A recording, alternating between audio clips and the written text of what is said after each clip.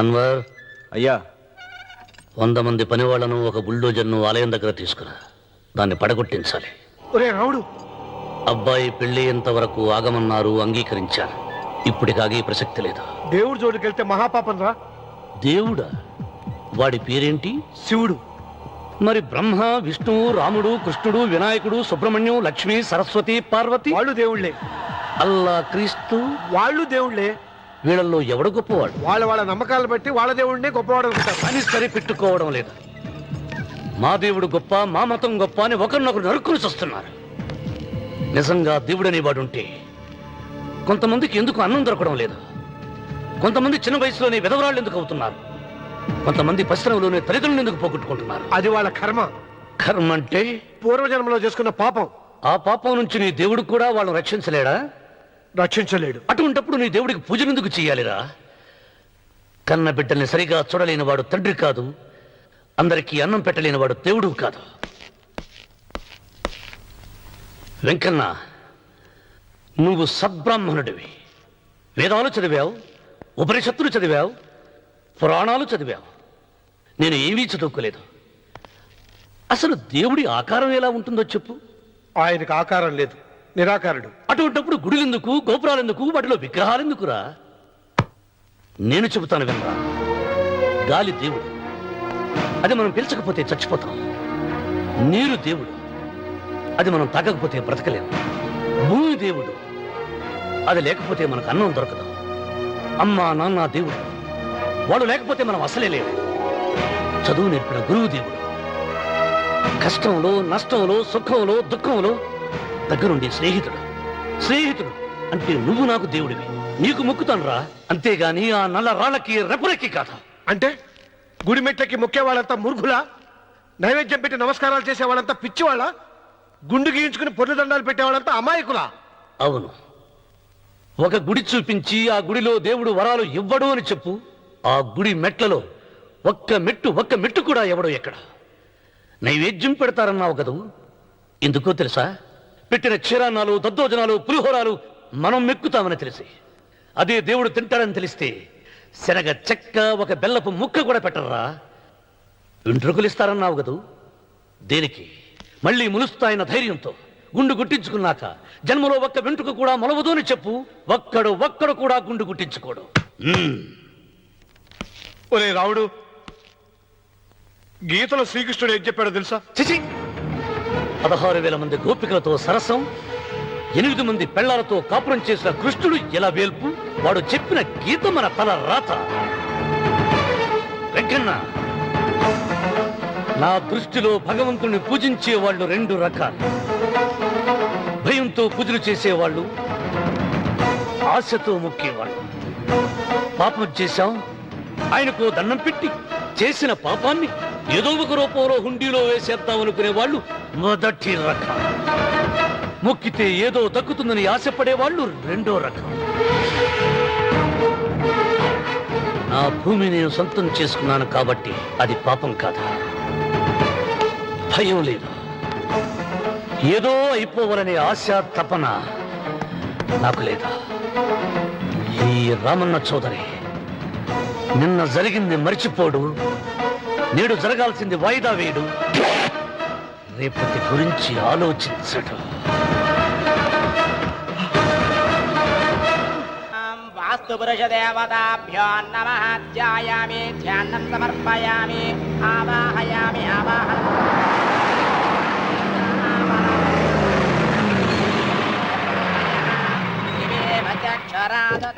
రండి రామన్న చౌదరి గారు. నా పేరు వెంకటరావు, నేను సివిల్ ఇంజనీర్ని. మీరు ఎంతో గొప్ప మనసుతో బోల్డ్ అంత పొలం పోగొట్టుకుని 6 మైళ్ళ రోడ్డు వేద్దాం అనుకున్నారు. కానీ ఇప్పుడు మీ పొలంతో అవసరం లేకుండా గవర్నమెంటే రోడ్డు శాంక్షన్ చేసింది. ఆ ఆలయం కూడా పడగొట్టక్కర్లేదండి. చెరువుకు అడ్డంగా వంతెన నిర్మిస్తున్నారు. 2 మైళ్ళ దూరం కూడా తగ్గుతుంది.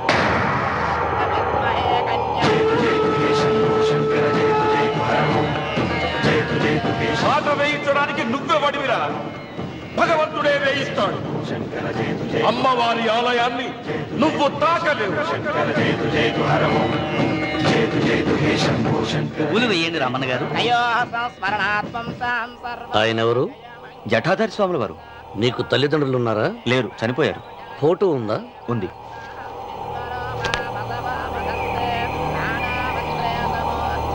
తల్లిదండ్రులను పూజించు, బాగుపడతావు. జడలు మీసాలు ఉన్నవాళ్ళని కాదు.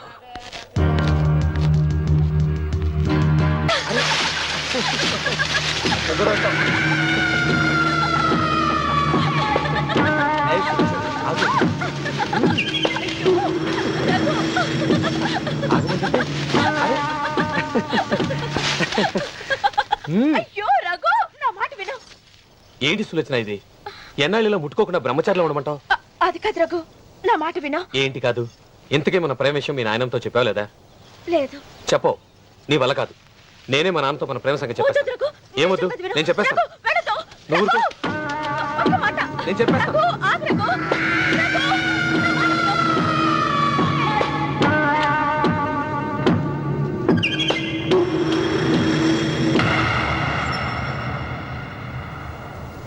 నువ్వా?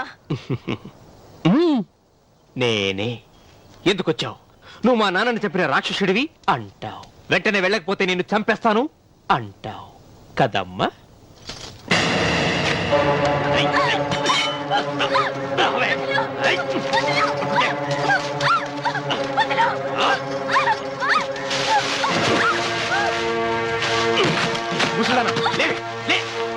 వీళ్ళ నాన్నని చంపింది ఎవరు? నేనా? నేను చంపానా? నిజం చెప్పు. చెప్పు, ఎవరు చంపారు? ఎవరు చంపారు? చెప్పు.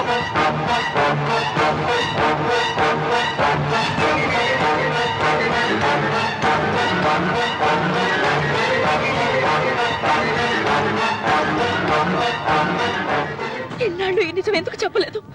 నీ ప్రాణం కాపాడడానికి. నీకు నిజం తెలిస్తే నిన్ను చంపేస్తాడేమోనని భయంతో నీకు చెప్పుండదు. పాపానికి ప్రాయశ్చిత్తం కావాలమ్మా. దానికి మార్గం నేను చెప్తాను. మనం ప్రతీకారం తీర్చుకోవాలి. నీకు రఘు దక్కేలా నేను చేస్తాను. నీ తండ్రి చావుకి పగ తీరేలా చేస్తాను. ఆలోచించు.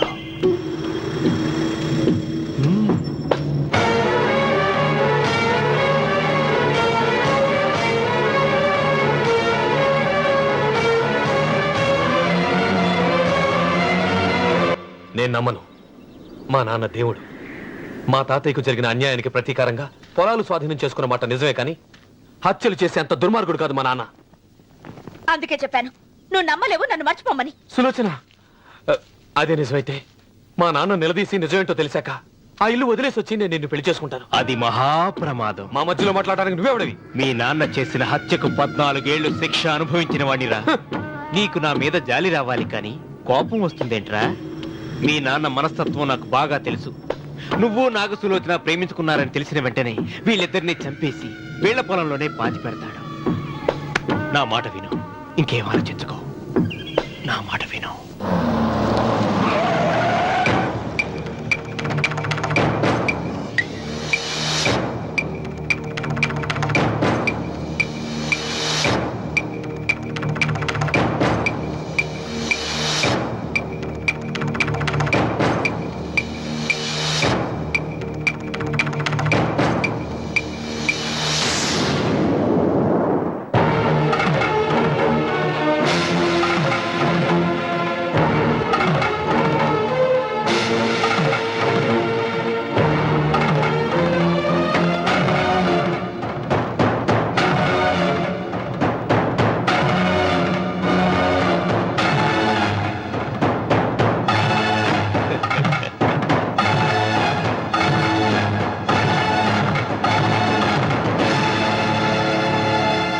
అన్నయ్య నమస్కారం.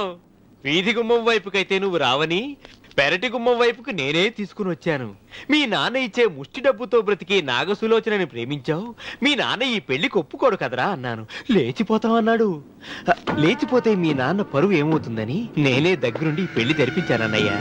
వాళ్ళ నాన్నను చంపిన పాపానికి ఈ మాత్రం పుణ్యం చేయాలి కదా. వాళ్ళ నాన్నని ఎవరు ఎక్కడ ఎలా చంపారన్నది నేను ఎవ్వరితో చెప్పలేదు. నీ బాధ నాకు అర్థమైంది అన్నయ్య, నీ బాధ నాకు అర్థమైంది.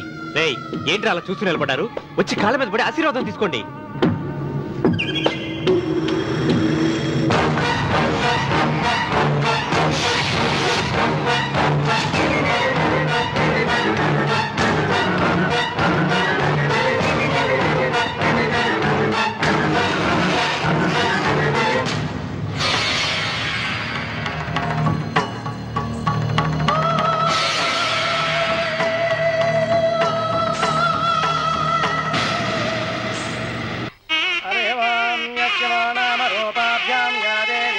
మంగళాదయో సంస్మరణాత్మూంసాం సర్వతో జయమంగళం శ్రీమంగళగౌరీ దేవతాయై నమః.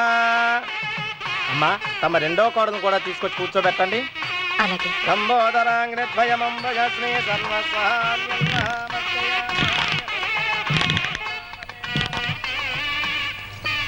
ఏంటమ్మా ఇంకా అలాగే ఉన్నావు?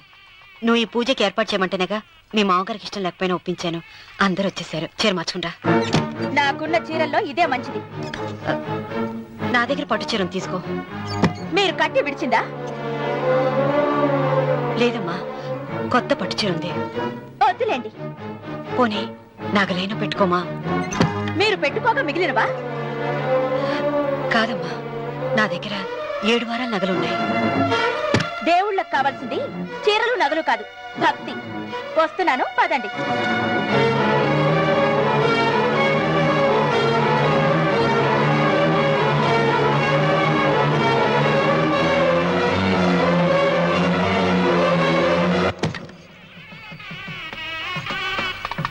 అమ్మా రెండో కోడను త్వరగా తీసుకురండి. ఈ హోరలోనే వ్రతం పూర్తి చేస్తే చాలా మంచిది. రఘు ఇట్రా. ఏంటమ్మా? వెళ్ళి సులోచన త్వరగా తీసురా. అలాగే.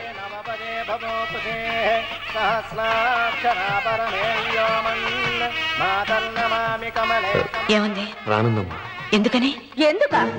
ఎందుకని ఇంతమంది అడుగుతున్నారా? ఈ వ్రతం పెట్టింది ఎందుకు?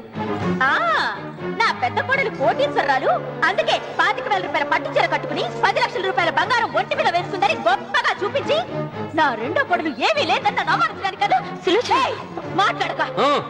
అమ్మా, నీ కొత్త పట్టు చీర నగలు తనకివ్వమ్మా. ఇస్తానన్నాను రా, తానే వద్దంది. అయ్యో అయ్యో అయ్యో, ఎంత అబద్ధం! ఇస్తానన్నారా?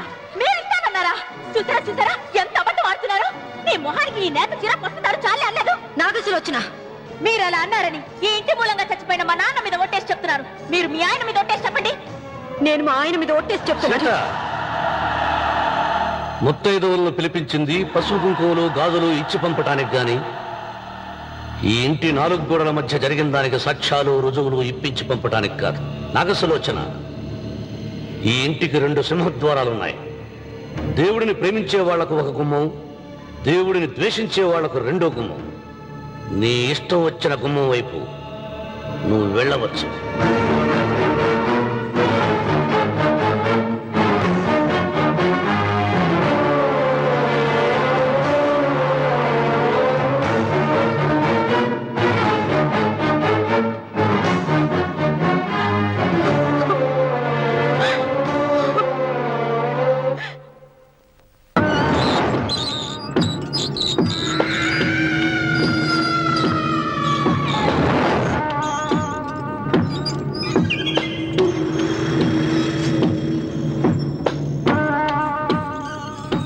ఏమండి, అటు చూడండి. పిచ్చిపోతే లేక్కడి నుంచి. నువ్వు తిను మావయ్య. ఏ ఇంటికి నా కోసం వచ్చావు, నిన్ను నేను గౌరవించుకోవాలి కదా. అది మా నాన్న కూర్చుని ఉయ్యాల వల్ల. ఆహా, రేపు ఆయన చచ్చిపోతే ఎవరు కూర్చుంటారు? ఆయన బూడిద పోసి పెడతారా? సులోచన రఘు లేడు. ఎందుకు అలా అరుస్తారు?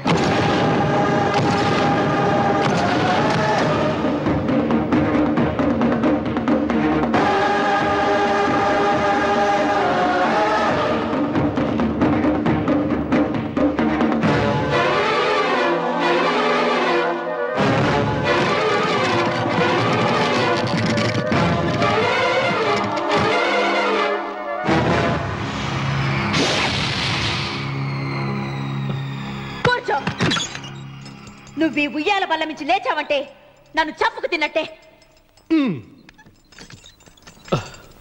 అన్వర్,